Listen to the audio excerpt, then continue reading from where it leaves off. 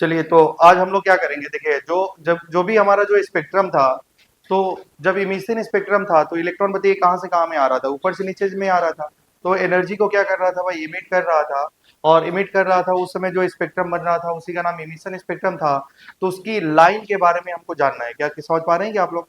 Line के बारे में तो आप ही जान ही गए थे। अगर मैं बोलूँ first line of Lyman series, तो बताइए इलेक्ट्रॉन कहाँ से कहाँ जंप करेगा? First line of Lyman series, Lyman में तो इलेक्ट्रॉन तो फर्स्ट में तो आएगा, और फर्स्ट लाइन है तो वो कहाँ से आएगा बताइए, 2 से 1 में लाएगा। तो हमने क्या बोला था कि जो भी लाइन होती है भाई, उसके बारे में आपको क्या क्या जानना है कि उस लाइन का नाम क्या है, उसकी एनर्जी को कैसे कैलकुलेट करना है, उसकी वेवलेंथ को कैसे कैलकुलेट करना है, और उसका फ्रीक्वेंसी को कैसे कैलकुलेट करना है। क्या बताइए, एनर्जी कैलकुलेट करना तो आप जानते ही हैं। जैसे अगर मैं बोलूं भाई लाइमन सीरीज है, और ये हमारा फर्स्ट ऑर्बिट में है, और ये सेकेंड है, ये थर्ड है, ये फोर्थ है।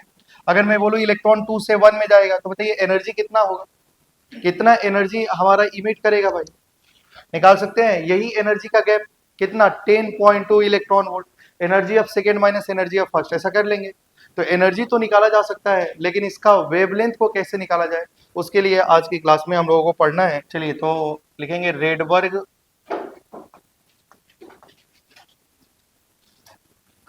Rydberg formula.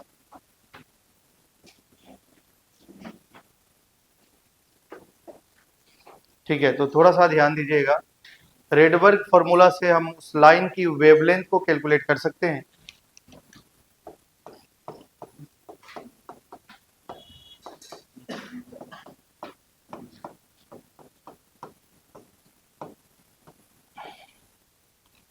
तो रेडबर्ग फॉर्मूला क्या है भाई?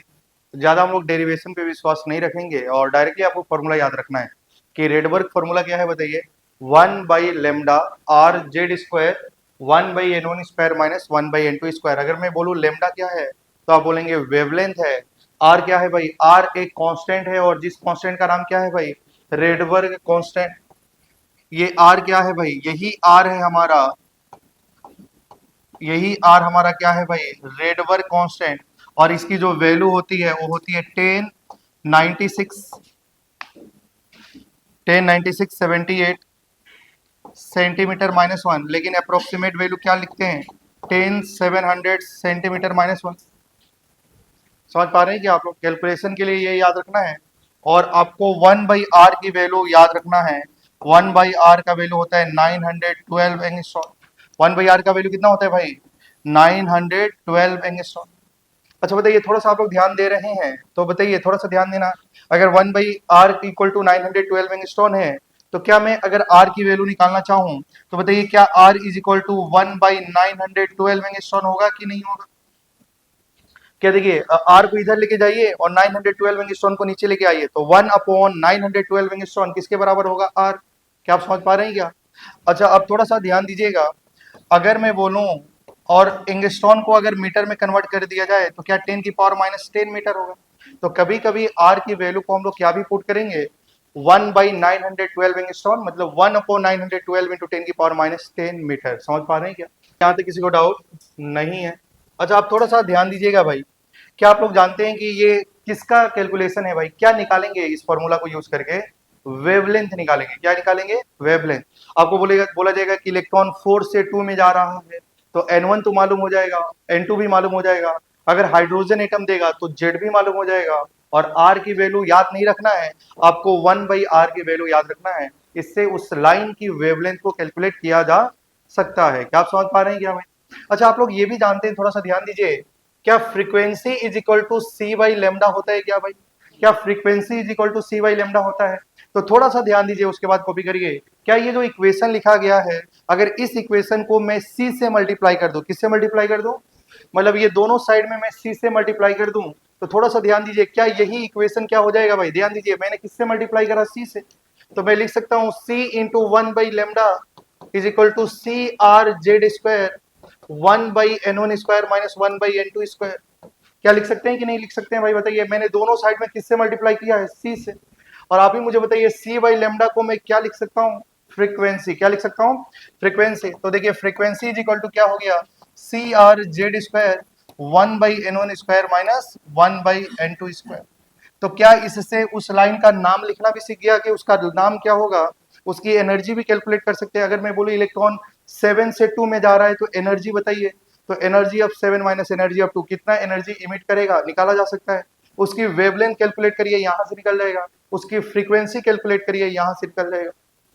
क्या आप समझ पा रहे हैं क्या भाई? अब थोड़ा सा ध्यान देने वाली बात यह है कि फ्रीक्वेंसी निकालना है, और यहाँ में बताइए सी की वैल्यू क्या ही होती है, बताइए सी की वैल्यू क्या होती है, बताइए 3 इंटू 10⁸ मीटर पर second.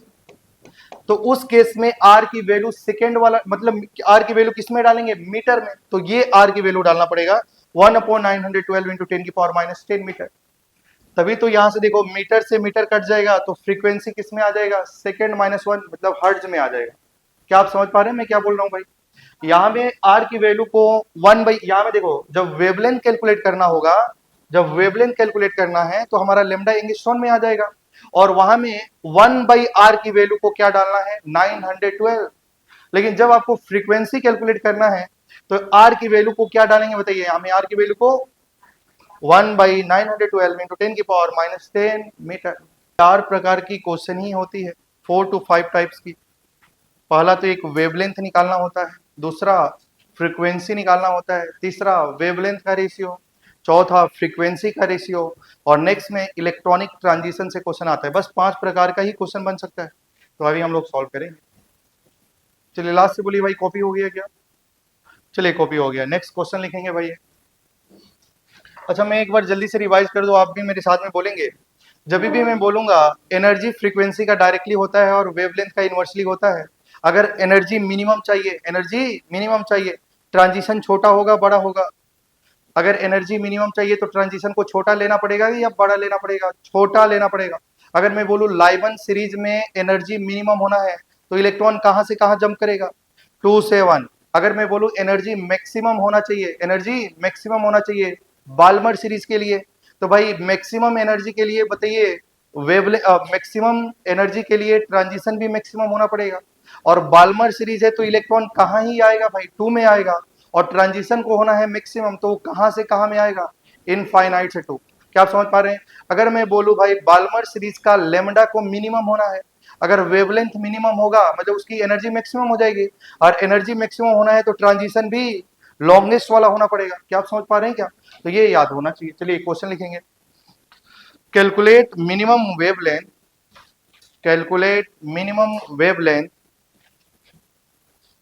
Calculate minimum wavelength, calculate minimum wavelength of Balmer series, of Balmer series in hydrogen spectrum, in hydrogen spectrum।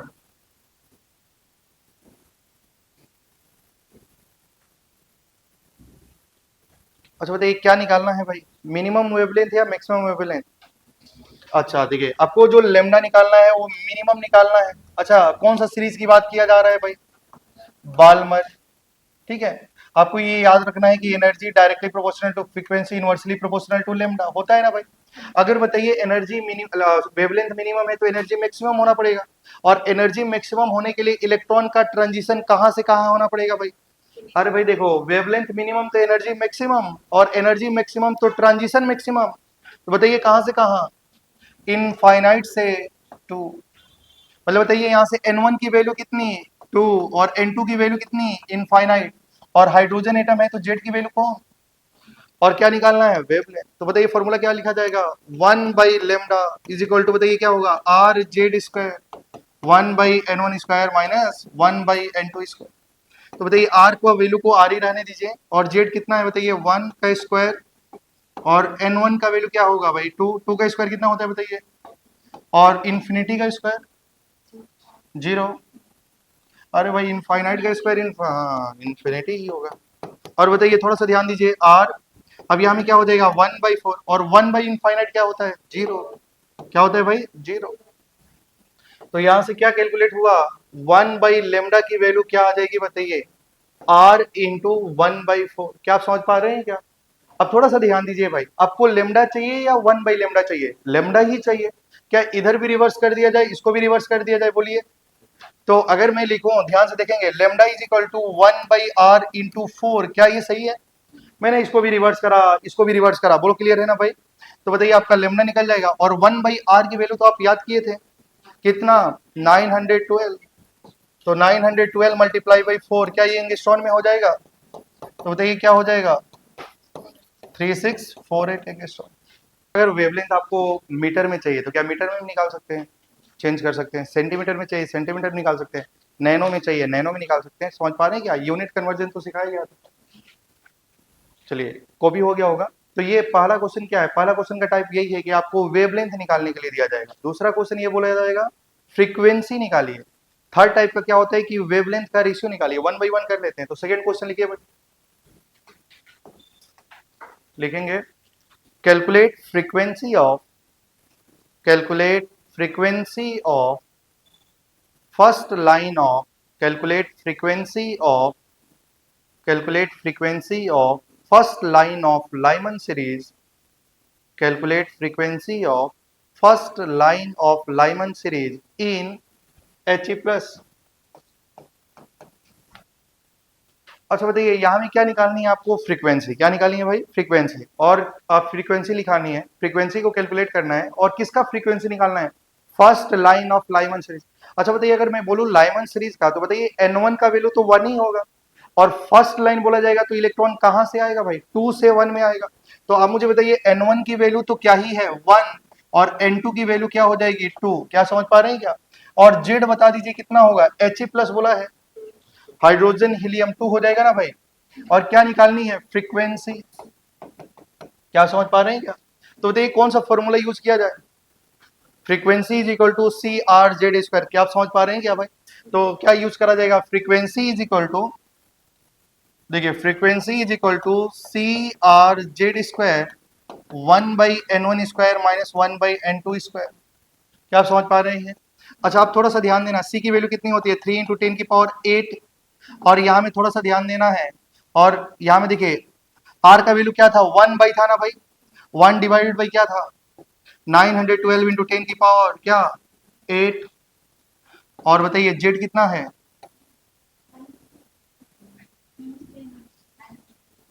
912 into 10 की पावर माइनस 10। यहाँ से देखो मीटर पर सेकेंड में यूनिट भी लिख देता हूँ ताकि आपको अच्छे से समझ में आए। क्या समझ पा रहे हैं कि आप लोग? देखिए ये जो यूनिट होगी वो किस में होगी?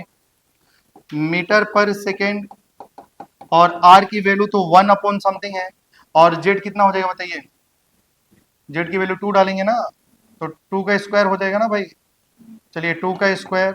और यहाँ में क्या हो जाएगा? N1 की वैल्यू कितनी है? 1। तो 1 का स्क्वायर माइनस 1 बाई 2 का स्क्वायर। क्या आप समझ पा रहे हैं? अब देखिए यहाँ से फ्रीक्वेंसी क्या हो जाएगा बताइए? 2 का यहाँ में हो जाएगा 3 इंटू, देखो आप समझ पा रहे हैं ये मीटर से मीटर कट जाएगा तो फ्रीक्वेंसी सेकेंड माइनस 1 में आएगा। और सेकेंड माइनस 1 को ही हर्ट्ज बोला जाता है। क्या आप समझ पा रहे हैं क्या? तो बताइए क्या लिखा जा सकता है? 3 इंटू 10 की पावर 8 इंटू 4 डिवाइड बाई क्या हो जाएगा? 912 इंटू 10 की पावर माइनस 10। और आप ध्यान दीजिए 1 का स्क्वायर 1 और 2 का स्क्वायर कितना ही हो जाएगा? 4। ठीक है। अब थोड़ा सा ध्यान देंगे, इसको सॉल्व करेंगे तो क्या हो जाएगा? 3/4। देखो 1 4 का एलसीएम तो 4 हो जाएगा। तो 4 माइनस 1 3/4 हो जाएगा ना भाई। तो बताइए फ्रीक्वेंसी जो होगी वो क्या हो जाएगी? 3 इंटू अच्छा 4 से ये कट सकता है क्या भाई? 4 से कट सकता है। 4 3 जा 4 2 जा 8। क्या हो जाएगा बताइए? कट जाएगा कि नहीं कट जाएगा? 3 से कट जाएगा। तो चलिए कोई बात नहीं, इसको 4 ही रहने दीजिए अभी। हाँ कर सकते हैं। तो फ्रीक्वेंसी उस एंगस्ट्रॉन में आ जाएगा ना, तो यही डालना है ताकि सेकेंड में आए। क्या आप समझ पा रहे हैं भाई? तो देखिए 912 इंटू 10 की पावर माइनस 10। और बताइए यहाँ से क्या आ जाएगा बताइए? 3/4। 3/4 करेंगे तो क्या ये 4 से 4 कट जाएगा। और ये 3 से कितना टाइम्स है बताइए? 3 3 जा 9 है ना। 3 3 जा 9, 3 4 जा 10 है ना। समझ पा रहे हैं क्या आप? तो लिख सकते हैं frequency is equal to 3/304 into 10 की पावर 8। और ये ऊपर चला जाएगा तो क्या बताइए क्या हो जाएगा? 10। क्या हो जाएगा? Second minus 1।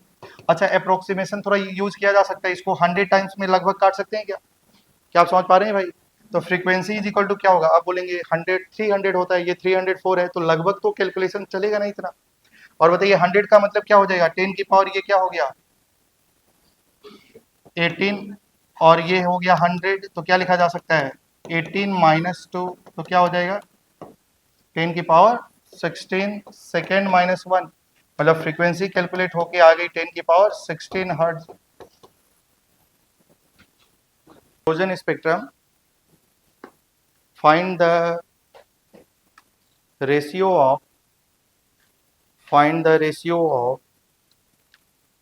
minimum wavelength, find the ratio of minimum wavelength,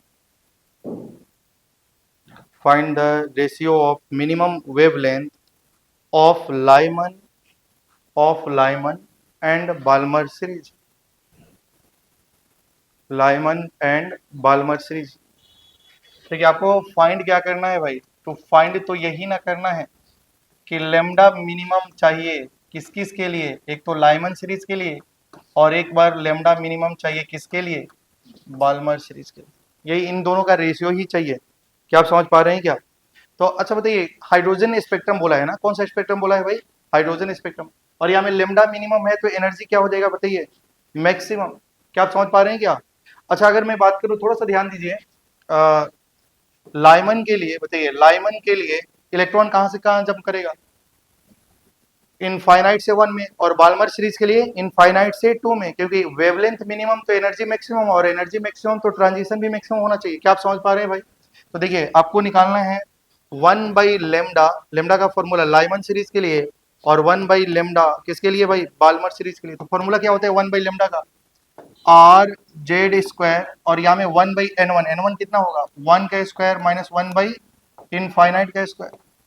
और बाल्मर के लिए क्या हो जाएगा भाई? आर जेड स्क्वायर 1 बाई क्या हो जाएगा? 2 का स्क्वायर माइनस 1 बाई इनफाइनाइट का स्क्वायर। अगर आप समझ पा रहे हैं तो भाई बाल्मर सीरीज के लिए तो इलेक्ट्रॉन इनफाइनाइट से 2 में आएगा, मतलब n1 की वैल्यू 2 और n2 का वैल्यू इनफाइनाइट हो जाएगा। और लाइमन के लिए n1 की वैल्यू 1 और n2 का वैल्यू इनफाइनाइट। क्या आप समझ पा रहे हैं क्या? और कौन सा स्पेक्ट्रम है? हाइड्रोजन। अगर हाइड्रोजन स्पेक्ट्रम है तो जेड तो दोनों में सेम ही रहेगा, और आर तो कॉन्स्टेंट ही होता है। क्या आप समझ पा रहे हैं क्या भाई? तो क्या इस केस में हम लोग यहाँ से ये टर्म से ये टर्म काट सकते हैं? तो बताइए क्या आ जाएगा हमारा? क्या ये 4 नंबर है क्या भाई? क्या ये 4 नंबर है ना? तो बताइए क्या हो जाएगा? चलो एक बार मैं लिख देता हूँ, 1 बाई लेमडा लाइमन के लिए, 1 पर लेमडा बाल्मर के लिए, और इसकी वैल्यू क्या हो जाएगी? 1 बाई, ये तो हो जाएगा 1 माइनस 0। समझ पा रहे हैं क्या? और यहाँ में क्या हो जाएगा? 1 बाई 4 माइनस 0। तो आप थोड़ा सा ध्यान दीजिए, जब भी 4 नंबर होता है तो क्या 1 by lambda Lyman into lambda Balmer हो जाएगा कि नहीं हो जाएगा? और यहाँ में बताइए क्या हो रहा है? 1 बाई 1 इंटू 1 बाई 4, तो क्या हो जाएगा? 1 बाई 1 इंटू 4 बाई 1 हो जाएगा ना भाई? तो lambda Balmer divide by lambda Lyman की वैल्यू कितनी आ रही है? 4 बाई 1। और किसका रेशियो निकालना था? लाइमन का फिर बाल्मर का, तो उल्टा कर दिया जाए। तो लेमडा लाइमन के लिए और लेमडा बाल्मर के लिए तो रेशियो कितना आ रहा है भाई? 1:4। समझ में आया है? ठीक है, बहुत अच्छी बात है अगर समझ में आया है तो। देखिए कैलकुलेट, आपको केवल याद होना है कि लाइमन सीरीज बोला है, और बोला है कि एनर्जी वेवलेंथ मिनिमम है, और वेवलेंथ मिनिमम है तो एनर्जी मैक्सिमम होगा, और एनर्जी मैक्सिमम होने के लिए गैप मैक्सिमम होना चाहिए। और लाइमन में तो इलेक्ट्रॉन 1 में आता है, और मैक्सिमम गैप होने के लिए इलेक्ट्रॉन को इनफाइनाइट से 1 में आना पड़ेगा। समझ पा रहे हैं क्या? बार बार n1 n2 लिखने की जरूरत नहीं है, डायरेक्ट फॉर्मूला में डालिए, है ना? चलिए नेक्स्ट क्वेश्चन। आप लोग एक एक लाइन देख के फिर लिखते हैं क्या ऐसा? बिल्कुल भी नहीं है भाई। तो तुमने प्रोसेस तो समझ लिया ना, अपने हिसाब से जल्दी जल्दी करो, जहां में दिक्कत आ रही है वहां में दिखे। अब एक बार देखेंगे फिर लिखेंगे तो बहुत मुश्किल है ना? थोड़ा स्पीड बढ़ाना है, ठीक है? और जैसे मान लो ये हो गया तो आप खुद ही सॉल्व कर सकते थे ये, है ना? चलिए next question. Calculate ratio of calculate ratio of minimum frequency, calculate ratio of minimum frequency of Lyman and Balmer series, of Lyman and Balmer series in hydrogen spectrum। कौन से स्पेक्ट्रम की बात किया जा रहा है? Hydrogen spectrum. आपको क्या चाहिए भाई? फ्रीक्वेंसी मिनिमम चाहिए किसके लिए? लाइमन के लिए। और एक बार फ्रीक्वेंसी मिनिमम चाहिए किसका? बाल्मर के लिए। इनका रेशियो ही तो चाहिए, यही हम चाहते हैं। तो देखिए सबसे पहले आपको क्या करना है ना भाई, फ्रीक्वेंसी। अच्छा देखिए, जो एनर्जी होता है जो एनर्जी का गैप होगा वही फ्रीक्वेंसी का भी होगा। मतलब कहने का मतलब है कि एनर्जी फ्रीक्वेंसी का डायरेक्टली है। मतलब अगर एनर्जी मिनिमम होगा तो फ्रीक्वेंसी भी मिनिमम होगा। क्या और बताइए, एनर्जी मिनिमम होना है मतलब फ्रीक्वेंसी मिनिमम होना है कौन सा सीरीज के लिए, लाइमन सीरीज के लिए। तो बताइए गैप क्या होना चाहिए, मिनिमम या मैक्सिमम, मिनिमम। और लाइमन के लिए मिनिमम गैप क्या है, 2 से 1 में जाए। तो बताइए क्या मैं लिख सकता हूँ, फ्रीक्वेंसी फॉर लाइमन और फ्रीक्वेंसी ऑफ बार्मर, फॉर्मूला क्या होता है बताइए, C R Z square, Z भी कॉन्स्टेंट ही है क्योंकि 1 हो जाएगा हाइड्रोजन के लिए। और यहाँ में क्या लिखा जाए, 1/n1, n1 बताइए लाइमन के लिए क्या होगा, 1 का स्क्वायर माइनस 1/2 का स्क्वायर, क्योंकि मिनिमम है तो गैप भी मिनिमम होगा। और लाइमन के लिए मिनिमम का मतलब 2 से 1 में आना। क्या आप समझ पा रहे हैं क्या भाई। और बाल्मर के लिए बताइए n1 की वैल्यू कितनी होगी, बाल्मर के लिए बताइए, बाल्मर के लिए क्या होगा, 3 से 2 में जाएगा तो n1 2 होगा और n2 क्या हो जाएगा, 3 हो जाएगा। तो फॉर्मूला तो सी आर जेड स्क्वायर हो जाएगा और 1/2 का स्क्वायर माइनस 1/3 का स्क्वायर। किसी को डाउट है क्या भाई बताइए, ये जो मैं लिख रहा हूँ, मैंने बोला कि फ्रीक्वेंसी मिनिमम होना चाहिए लाइमन के लिए। देखिए फ्रीक्वेंसी मिनिमम होना है लाइमन के लिए तो गैप भी मिनिमम होना चाहिए। और मिनिमम गैप का मतलब लाइमन के लिए क्या होता है, 2 से 1 में आना। अब बाल्मर में तो सारा 2 में ही आता है और मिनिमम 2 मतलब ये सबको 2 में आना है, तो या तो 3 से 2 में आएगा या तो 4 से 2 में आएगा। तो मिनिमम गैप किसका ही है, समझ पा रहे हैं क्या आप लोग। तो यहाँ से सॉल्व कर लीजिए भाई, क्या ये टर्म्स कट जाएगा ये, तो बताइए यहाँ से क्या हो जाएगा, 1/1 माइनस 1/4। और यहाँ से क्या हो जाएगा बताइए, 1/4 माइनस 1/9। और बताइए ऊपर में एलसीएम किसका क्या मिलेगा भाई, 4। तो क्या हो जाएगा 4 माइनस 1। और यहाँ में क्या हो जाएगा बताइए 36। तो क्या हो जाएगा भाई 9 माइनस 4। तो देखिए ये हो जाएगा 4 में से 1 जाएगा तो 3/4। क्या ये नीचे वाला ऊपर चला जाएगा 36 और ये बताइए क्या हो जाता है 5, 27/5 यही आएगा। कॉपी कर लीजिए।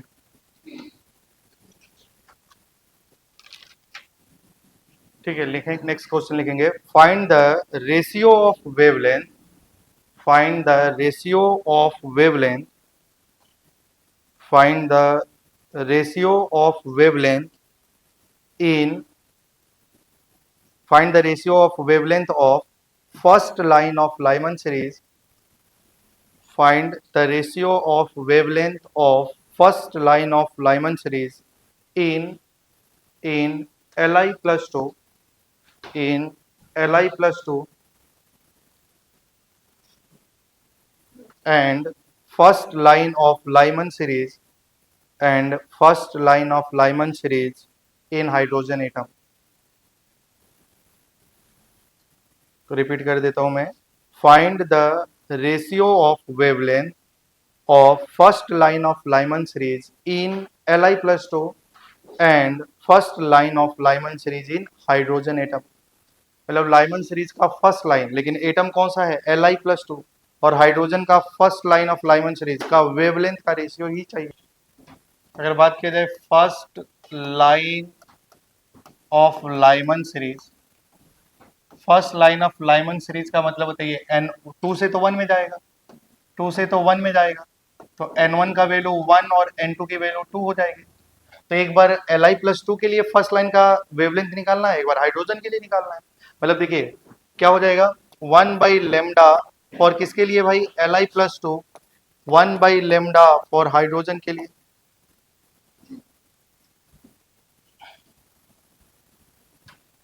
ठीक है, तो बताइए यहाँ से क्या आ जाएगा 1/λ, तो फिर फॉर्मूला क्या होता है आर जेड स्क्वायर। अब थोड़ा सा ध्यान दीजिए, फॉर्मूला तो आपको याद हो गया होगा। अब बताइए जेड की जगह में यहाँ में लिथियम के लिए क्या डाला जाएगा, 3 का स्क्वायर और क्या हो जाएगा 1/1 का स्क्वायर माइनस 1/2 का स्क्वायर। और यहाँ में क्या हो जाएगा बताइए आर जेड। अब हाइड्रोजन है ना भाई, कौन सा एटम है, अब हाइड्रोजन है, तो बताइए हाइड्रोजन के लिए जेड का वैल्यू कितना हो जाएगा 1 और 1/1 का स्क्वायर माइनस 1/2 का स्क्वायर। क्या आप समझ पा रहे हैं क्या। अगर आप देख रहे हैं तो ये वाला गैप और ये वाला गैप तो कट ही जाएगा, सेम ही सेम है। और बताइए आर से आर कट जाएगा और यहाँ में 4 नंबर है तो क्या हाइड्रोजन ऊपर चला जाएगा। और तो मैं लिख सकता हूँ lambda of H upon lambda of Li plus 2, क्या वैल्यू कितनी आ रही है 9/1। तो अगर आपसे किसका पूछा गया था Li प्लस 2 का और यहाँ से H का, तो बताइए रेशियो क्या आ जाएगा 1:9। तो आज बस हम लोग रेडबर्ग कांस्टेंट से रिलेटेड ही क्वेश्चन सॉल्व करेंगे, है ना। चलिए जल्दी जल्दी कॉपी कर लेंगे, कर लिए होंगे आप लोग। तो चलिए लिखिए भाई, इन विच ट्रांजिशन इन चलिए विच transition in hydrogen atom, which transition in hydrogen atom would have the same wavelength as as beta line transition beta line transition beta line transition of Balmer series in He plus। मैं एक बार repeat कर रहा हूं भाई, which transition in hydrogen atom would have same wavelength as the beta line transition of Balmer series in He plus।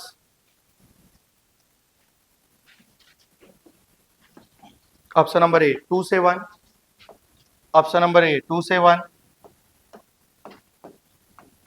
Option number B लिखेंगे 4 to 1, 4 to 1, option number C 4 to 2 और option number D जो होगा वो 3 to 1 होगा।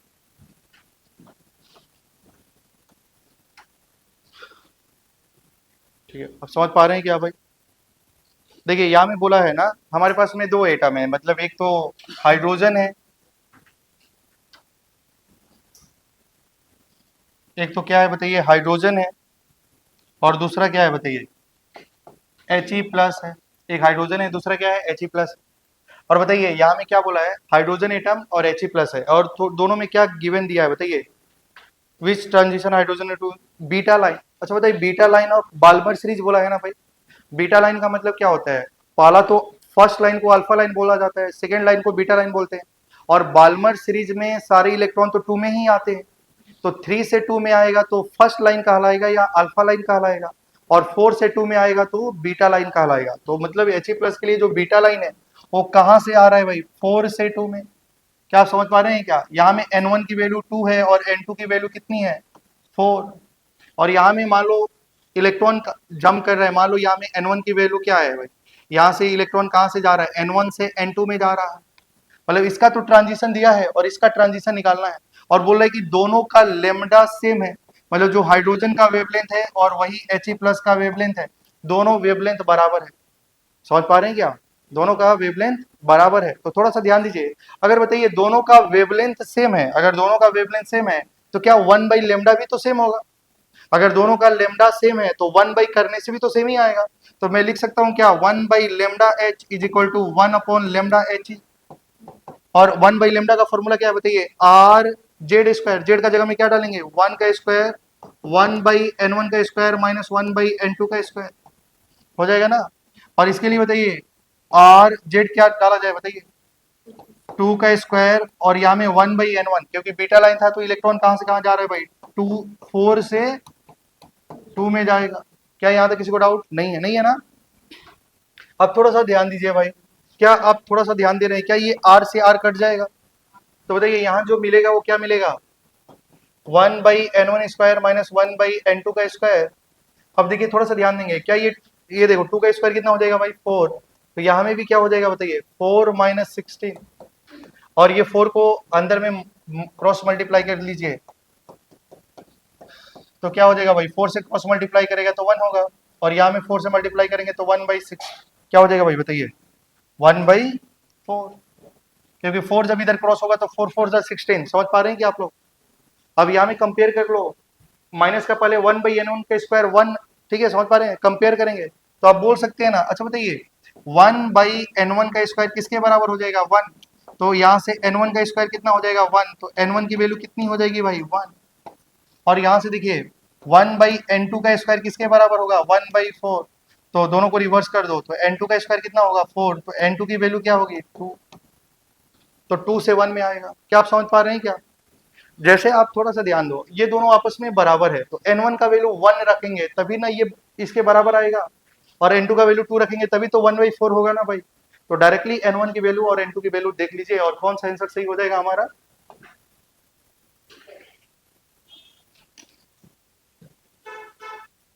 देखो मैं बोलूं भाई, थोड़ा सा ध्यान देंगे।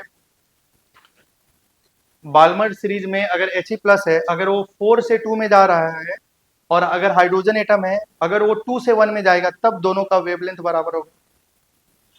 ठीक है,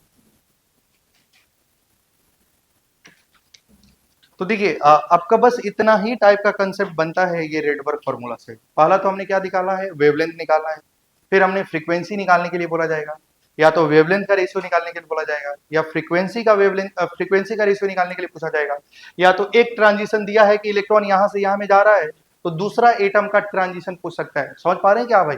तो इतना ही क्वेश्चन बन सकता है इससे। क्या यहाँ तक कॉपी कर लिया आप लोग? अच्छा, एक देखिए एक और फॉर्मूला होता है, थोड़ा सा ध्यान देंगे। ये बस आपको समझना है क्या, 1/λ is equal to RZ², 1/N1² minus 1/N2² होता है कि नहीं होता है? अच्छा, मैं ऐसा लिख सकता हूँ क्या, 1/λ अगर Z से रिलेट करूँ तो डायरेक्टली प्रोपोर्शनल टू Z²। कभी कभी एटॉमिक नंबर देके, समझ पा रहे हैं क्या, Z देके लेमडा का रेशियो पूछा जा सकता है, तो ऐसा बोला जा सकता है क्या? तो बताइए, मैं बोल सकता हूँ क्या, 1/λ इज इक्वल टू Z का स्क्वायर। क्या समझ पा रहे हैं? तो λ1 और λ2 तो आराम से आप यहाँ से कैलकुलेट कर सकते हैं। तो बताइए क्या होगा, मान लो λ1 करेंगे तो Z1 कर लेंगे, λ2 करेंगे तो Z2 करेंगे, तो यहाँ से क्या हो जाएगा, λ2/λ1 क्या होगा बताइए, इनवर्सली है ना भाई। तो बताइए क्या लिखा जाएगा, Z1² का स्क्वायर। तो ये फॉर्मूला है कभी। क्या आप समझ पा रहे हैं? तो हमने क्या पढ़ लिया बताइए, मतलब हमारा जो रेडबर्ग फॉर्मूला है उसको आपने कवर करा। अब थोड़ा सा ध्यान दीजिए, पहला हम लोग कौन सा मॉडल पढ़े थे भाई, जे थॉमसन का। दूसरा कौन सा मॉडल पढ़े थे, रदरफोर्ड का। फिर थर्ड क्या पढ़े थे भाई, बोर का मॉडल। क्या ये हमारा बोर मॉडल था, और ये क्या था भाई, रदरफोर्ड मॉडल था। क्या इसके बीच में दो थ्योरी आई थी। अब नेक्स्ट जो हम लोग पढ़ेंगे, क्या कौन सा एटॉमिक मॉडल होगा भाई, quantum mechanical model of atom होगा। क्या इसके बीच में दो भी हमारा थ्योरी आएगा, एक का नाम है डी ब्रोगली और दूसरा का नाम है हाइजेनबर्ग। क्या आप समझ पा रहे हैं क्या भाई? जैसे अगर मैं बोलूं, रदरफोर्ड से जब बोर मॉडल की तरफ जा रहे थे तो दोनों थ्योरी को पढ़ते हुए हमको क्या समझ में आया था कि लाइट का नेचर कैसा होता है, डुअल नेचर। तो उसके बाद हमारा क्या पढ़ना है भाई, डी ब्रोगली का इक्वेशन पढ़ना है। लेकिन आज की क्लास सिर्फ और सिर्फ यहीं तक होगी, ठीक है, समझ पा रहे हैं क्या भाई? तो नेक्स्ट क्लास में हम लोग बोर मॉडल के बाद क्या पढ़ने वाले हैं, नेक्स्ट क्लास में आपको पढ़ाया जाएगा डी ब्रोगली और हाइजेनबर्ग अनसर्टिनिटी प्रिंसिपल और quantum mechanical model of atom. समझ पा रहे हैं क्या? बस अभी ये बताइए हमारी कितनी टॉपिक हैं जो बची हैं अभी, सिर्फ और सिर्फ 3, डी ब्रोगली, हाइजेनबर्ग और quantum mechanical model of atom. आज हम लोग खत्म ही कर देते डी ब्रोगली का इक्वेशन, लेकिन हम लोग का 3 बजे से एक प्रोग्राम है एबी के तरफ से, तो जाना है वहां में, तो इसलिए अभी क्लासेस को यही में बंद किया जा रहा है, ठीक है।